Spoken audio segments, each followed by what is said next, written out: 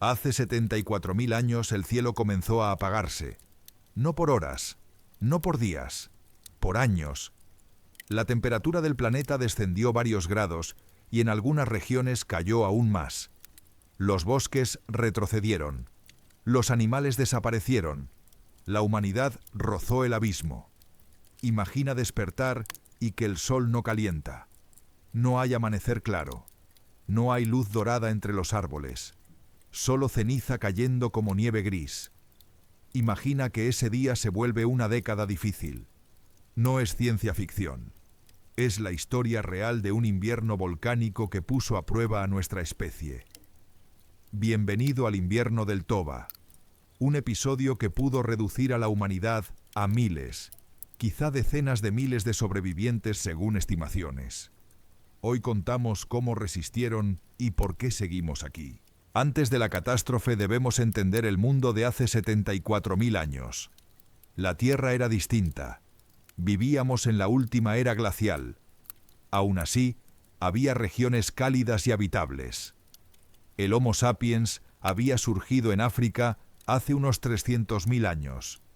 En aquel momento apenas empezábamos a salir del continente africano. Éramos cazadores-recolectores nómadas. Grupos pequeños de entre 20 y 50 personas. Familias extendidas que seguían manadas y agua. Nuestra tecnología era simple pero eficaz. Lanzas de madera con puntas de piedra. Raspadores. Cuchillos de sílex. Sabíamos encender fuego. Mantenerlo vivo era difícil. No estábamos solos. Los neandertales dominaban Europa y partes de Asia Occidental. Eran fuertes. Estaban mejor adaptados al frío. Tenían cerebros algo más grandes. Eran competidores serios. En Asia, el Homo erectus sobrevivía en algunos refugios aislados. Puede que existieran otras especies humanas aún no identificadas. El mundo estaba lleno de humanos distintos. En pocas décadas, todo iba a cambiar.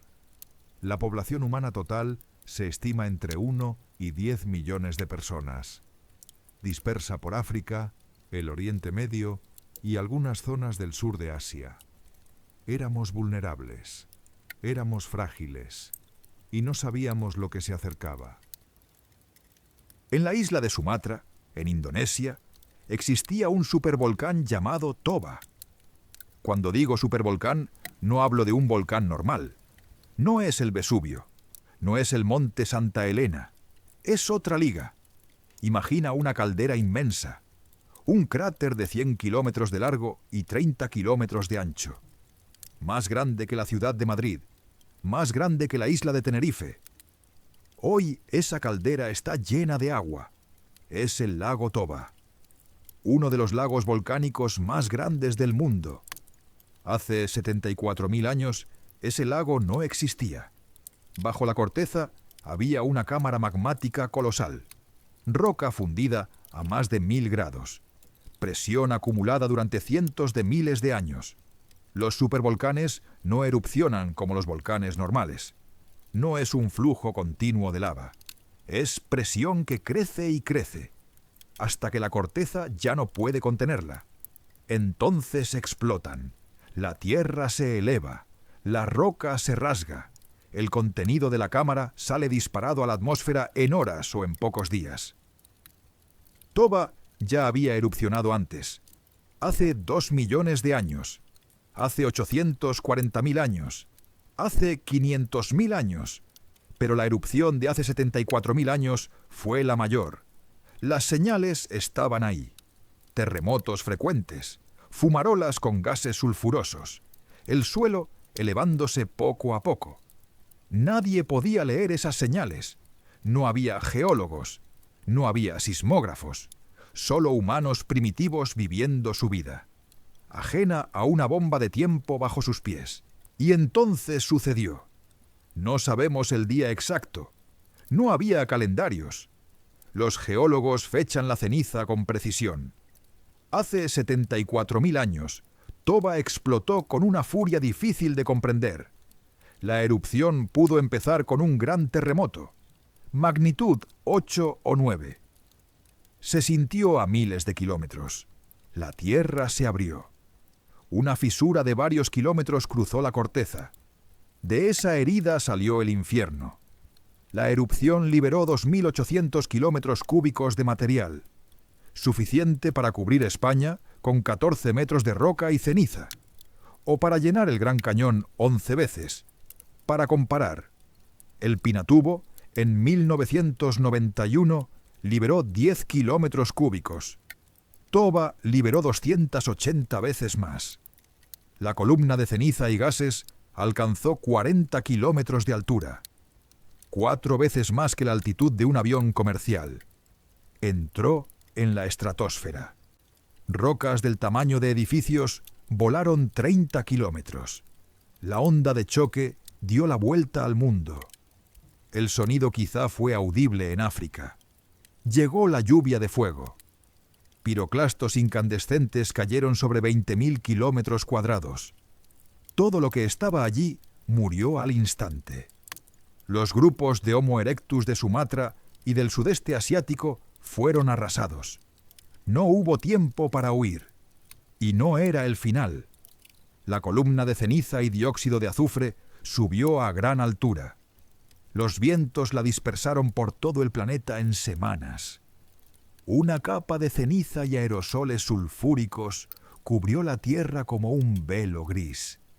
El sol se apagó a la vista. El mundo quedó en penumbra. Para los humanos de África Oriental, a más de 7.000 kilómetros del Toba, los primeros días fueron desconcertantes. Los amaneceres y atardeceres se volvieron muy coloridos. Rojos profundos, naranjas intensos, hermosos pero inquietantes. Luego el sol empezó a palidecer, cada día un poco más débil, como si se apagara. Empezó a caer ceniza. Al principio, una neblina gris, fácil de ignorar. Día tras día, la caída aumentó. Ceniza fina como polvo cubrió todo. Plantas, agua, comida. En el sur de Asia la concentración fue mayor. En algunas zonas cayeron hasta 15 centímetros de ceniza. En partes de la India se formaron depósitos de 6 metros. 6 metros, la altura de 2 personas. Imagina caminar dentro de eso. Encontrar comida. Respirar un aire lleno de partículas que cortan. Luego el cielo se oscureció por completo. La capa de aerosoles sulfúricos en la estratosfera bloqueó gran parte de la luz, entre 80 y 90%. El mediodía parecía crepúsculo. El crepúsculo parecía noche. Los científicos estiman que la fase más intensa duró entre 6 meses y 2 años. Meses sin ver el sol con claridad. Para pueblos acostumbrados a un sol tropical brillante, aquello fue aterrador. ¿Qué estaba pasando? ¿Era el fin del mundo? Las plantas necesitan luz para hacer fotosíntesis. Sin luz no producen energía. Sin energía mueren. Cuando las plantas mueren, el ecosistema colapsa. Primero cayeron las especies de crecimiento rápido, hierbas y arbustos. Luego los insectos que dependían de ellas. Después los pequeños mamíferos que comían esos insectos. Los grandes herbívoros comenzaron a morir de hambre. Ciervos, antílopes, rinocerontes prehistóricos. Sin vegetación fresca se desplomaban. Cuando murieron, los herbívoros cayeron los depredadores. Leones cavernarios, hienas gigantes, lobos prehistóricos. Y nosotros también empezamos a morir. Pero la oscuridad no fue lo único que cambió. El clima del planeta se desplomó. Cuando la luz solar se bloquea, la temperatura cae. Con Toba, la caída fue rápida y profunda. Los científicos analizaron núcleos de hielo de Groenlandia y la Antártida. Reconstruyeron las temperaturas de aquel periodo. Los datos son inquietantes. La temperatura media global descendió varios grados. En algunas regiones, las caídas fueron mayores. En zonas tropicales se registraron descensos notables. Ponlo en perspectiva.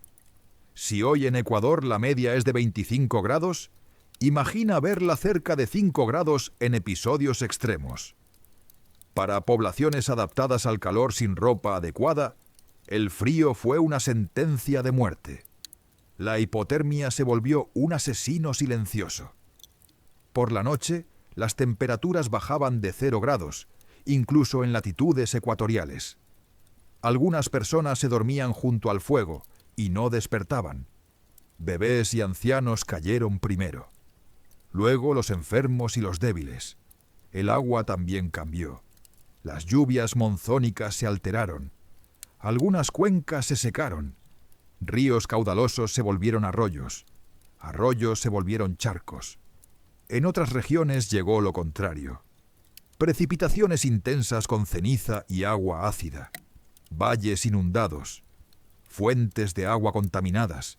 El océano no fue refugio. Las temperaturas superficiales bajaron. Arrecifes de coral blanquearon y murieron. Poblaciones de peces colapsaron.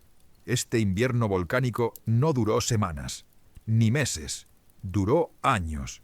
Los modelos más conservadores sitúan la fase intensa entre 6 y 10 años, una década sin un verano pleno. Otros trabajos plantean efectos residuales durante décadas e incluso más de 100 años. Temperaturas inestables, un retorno lento a la normalidad. Imagina eso, no un mal invierno. No solo una década difícil, un mundo más frío y más oscuro durante generaciones. Aquí la historia se vuelve más dura. Hace 74.000 años, el Homo sapiens ya existía. Éramos pocos y vulnerables. Grupos pequeños dispersos por África Oriental, el Oriente Medio y partes del sur de Asia. Cuando Toba estalló, muchos grupos quedaron aislados, hambrientos y congelados. En 1998, el antropólogo Stanley Ambrose propuso la catástrofe del Toba. Basado en genética y arqueología, planteó un cuello de botella. La población efectiva podría haber caído a miles o decenas de miles de individuos reproductores. Imagina a toda la humanidad reducida a un número tan pequeño. Un estadio de fútbol lleno a medias. ¿Cómo lo sabemos? Por nuestro ADN. Los genetistas hallan señales de un cuello de botella hace alrededor de 70.000 años. Cuando una población se reduce, pierde diversidad genética. Es como fundir la variación de millones de personas en un grupo muy pequeño. Esa señal coincide con el periodo de Toba. Compáralo con los chimpancés. 2 chimpancés de la misma selva muestran más diversidad entre sí que 2 humanos de regiones distantes. Somos genéticamente muy parecidos, primos muy cercanos. Eso sugiere un pasado con pocos supervivientes. ¿Quiénes fueron? ¿Dónde estaban? El ADN mitocondrial apunta a linajes africanos antiguos. La llamada Eva mitocondrial vivió en África hace 150.000 años. Aún así, la diversidad se estrechó de forma marcada hace 70.000 años. Probables refugios. África Oriental, en costas de Kenia, Tanzania y Mozambique. Sur de África, en la región del Cabo. Posibles grupos en el Mar Rojo. Quizá algunos en el sur de India, cerca de la costa. Grupos aislados entre sí. Sin comunicación a larga distancia. Cada uno creyendo ser los últimos. Sobrevivieron con fuego, costa, cooperación y paciencia. De ellos venimos. Entonces, ¿cómo sobrevivimos? No hubo una sola estrategia. Fue innovación, suerte y cooperación. Primero, el fuego se volvió sagrado. Ya era importante. Tras Toba fue la diferencia entre vida y muerte. Alguien debía vigilar las llamas siempre. Si el fuego se apagaba en una noche helada, la tribu podía morir de hipotermia en horas. Aprendimos a transportar brasas, antorchas envueltas en corteza, troncos encendidos que viajaban con el grupo. El fuego permitió cocinar. La carne cocinada rinde 30 a 50% más calorías que la cruda. En escasez, esa diferencia salva vidas. Segundo, migración hacia las costas. El interior se moría. Bosques grises, animales ausentes. Las costas dieron esperanza. El océano suaviza temperaturas. Si en tierra la caída fue de 20 grados en la costa, pudo ser de alrededor de 10. Seguía siendo duro pero sobrevivible. Lo crucial fue el alimento constante. Mariscos, moluscos, crustáceos, algas comestibles, peces varados, huevos de aves marinas. La evidencia arqueológica del sur de África muestra un aumento del consumo de mariscos en este periodo. Montones de conchas se acumulan por metros. Los grupos que llegaron a la costa vivieron. Los que se quedaron en el interior murieron. Tercero, la cooperación se volvió obligatoria. En tiempos normales, un grupo pequeño podía bastar. Tras Toba ya no. Los grupos que compartían recursos sobrevivieron. Los que no cooperaban murieron. La comida se compartía. Si un cazador tenía suerte, alimentaba a todos. Mañana la suerte podía cambiar. Los ancianos fueron valiosos. Recordaban rutas de agua, plantas comestibles, riesgos del paisaje. Ese conocimiento salvó vidas. Los niños se protegieron con ferocidad. Cada niño vivo era una victoria contra la extinción. Madres amamantaban huérfanos. Hombres cuidaban a los hijos de otros. No era altruismo puro, era supervivencia. Cuarto, innovación tecnológica bajo presión. Aparecen anzuelos de hueso, arpones para focas y peces grandes, raspadores más eficientes, las primeras agujas de hueso para coser pieles y bloquear el viento. El ocre rojo gana presencia en ritual y cuerpo. Además de comida y refugio, las personas necesitaron significado. Quinto, cambios en la dieta. Antes se prefería la caza mayor. Después se comía lo disponible. Insectos, larvas, raíces amargas, corteza, médula de huesos, carroña en buen estado. Los grupos que superaron el asco sobrevivieron, década tras década hambrientos y helados pero vivos. Mientras el Homo sapiens luchaba, no estaba solo. Neandertales, Europa y Asia Occidental, resistentes al frío, cuerpos compactos, narices grandes que templaban el aire. En teoría debían resistir mejor, pero su dieta dependía de caza mayor. Mamuts, bisontes, renos. Con el colapso de herbívoros llegó el hambre. Las poblaciones cayeron. Grupos aislados quedaron atrapados en valles. La genética muestra señales de endogamia en periodos fríos. La debilidad aumentó con el tiempo. Miles de años después desaparecieron. Su final tuvo múltiples causas: clima, demografía, competencia. Homo erectus dominó Asia durante casi 2 millones de años. El Toba golpeó su zona central. El sudeste asiático acumuló mucha ceniza. En muchos territorios desaparece del registro. Pudieron persistir bolsas aisladas durante miles de años. Como especie dominante, declinaron y no se recuperaron. Denisovanos, parientes de neandertales en Asia. Los conocemos por ADN y restos fragmentarios. Parte de su linaje sobrevivió. Lo sabemos porque humanos modernos de Melanesia y del sudeste asiático tienen ADN denisovano. Hubo encuentros y mestizaje con Homo sapiens. Aún así, como población amplia, no se recuperaron. El costo total. El evento Toba afectó a todo el género Homo. Varias especies quedaron reducidas a grupos fracturados. En los siguientes 50.000 años desaparecieron una por una. Todas excepto nosotros.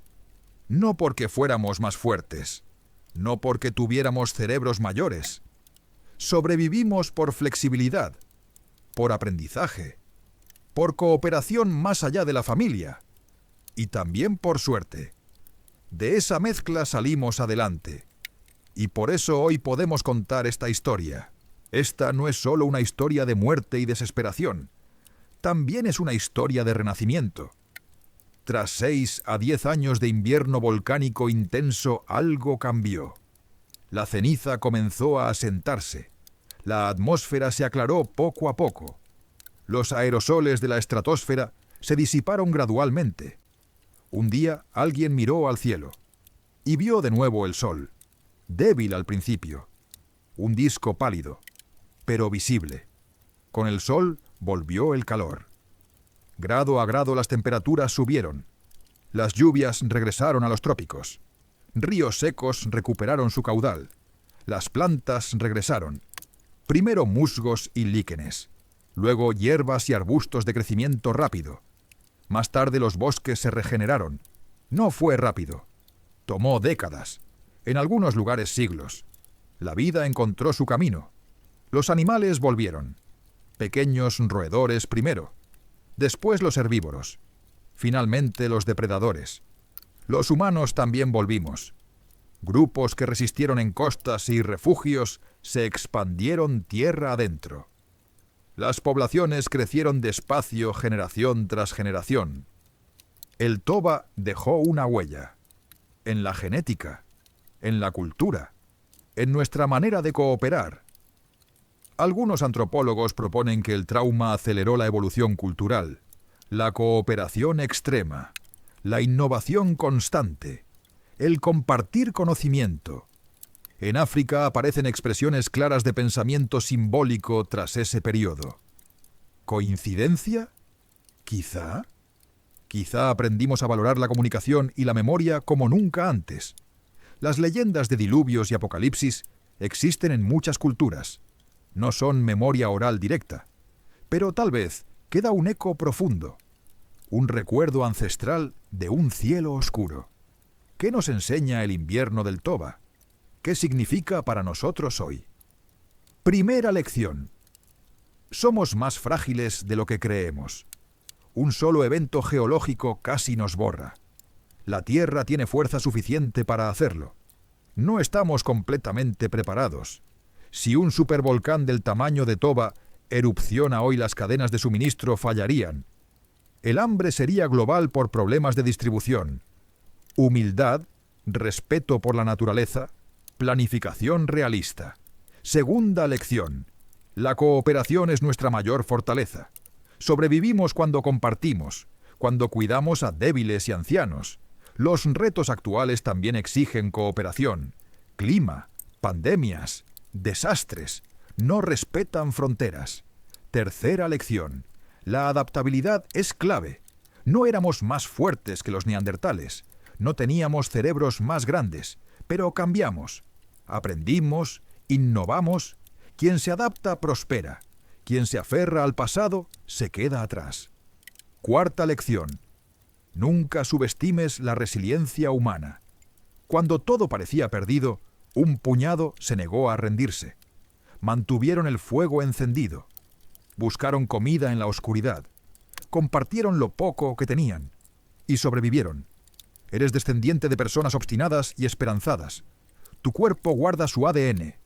Tu cultura guarda su memoria. ¿Podría suceder de nuevo? Sí, Toba sigue activo. Yellowstone, Campi Flegrei, Taupo, también.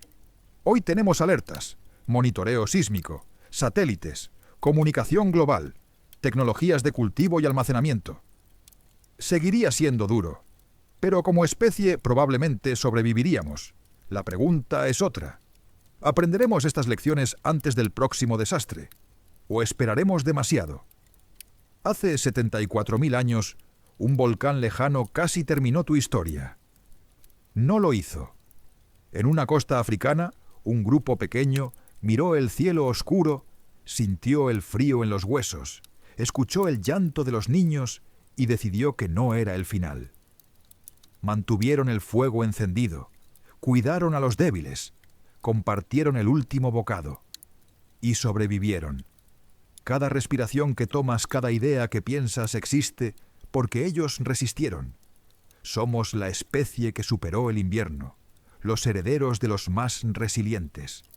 Recuerda esto en los tiempos oscuros, porque volverán. La historia lo enseña, y también enseña que podemos sobrevivir juntos. Gracias por acompañarme en este viaje. Si esta historia te hizo pensar, suscríbete. Hay muchas más historias por contar. Hasta la próxima. Mantén el fuego encendido.